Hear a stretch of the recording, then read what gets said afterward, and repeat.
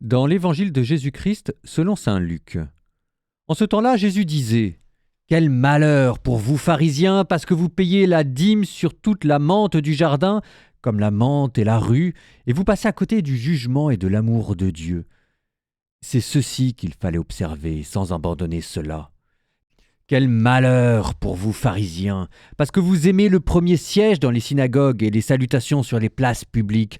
Quel malheur pour vous, parce que vous êtes comme ces tombeaux qu'on ne voit pas et sur lesquels on marche sans le savoir. » Alors un docteur de la loi prit la parole et lui dit : « Maître, en parlant ainsi, c'est nous que tu insultes. » Jésus reprit : « Vous aussi, les docteurs de la loi, malheureux êtes-vous, parce que vous chargez les gens de fardeaux impossibles à porter, et vous-même, vous ne touchez même pas ces fardeaux d'un seul doigt. »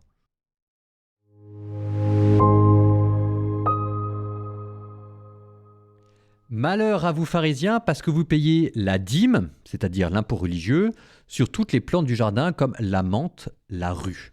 Alors la rue, on ne sait pas très bien ce que c'est. C'est pas très grave, on sait que c'est une plante qui existait au temps de Jésus. Et ce qui est intéressant, c'est que cet impôt religieux n'était pas obligatoire. Et c'est là où ça prend toute sa valeur. C'est ce qu'on appellerait, nous, des dévotions. Vous savez, dans la religion, il y a des choses qui sont obligatoires. Par exemple, aller à la messe le dimanche, c'est obligatoire. Et puis, vous avez des choses qui ne sont pas obligatoires. Par exemple, réciter un chapelet tous les jours, porter un scapulaire, il y en a plein.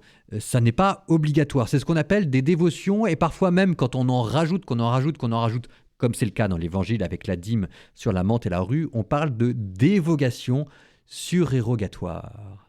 Bref. Ce que vous dit Jésus, c'est que les dévotions, c'est très bien. La piété, c'est très bien. Que porter un scapulaire, c'est très beau. Que dire des chapelets à tour de bras, c'est très beau. Alors, tous ceux qui m'écoutent sont en train de se dire peut-être « mais moi je ne récite pas des chapelets à tour de bras et je n'ai pas de scapulaire ». Et c'est très beau aussi. Mais ce que vous dit Jésus, c'était que ne passez pas à côté du jugement et de l'amour de Dieu. Sans l'amour de Dieu, vous n'êtes rien.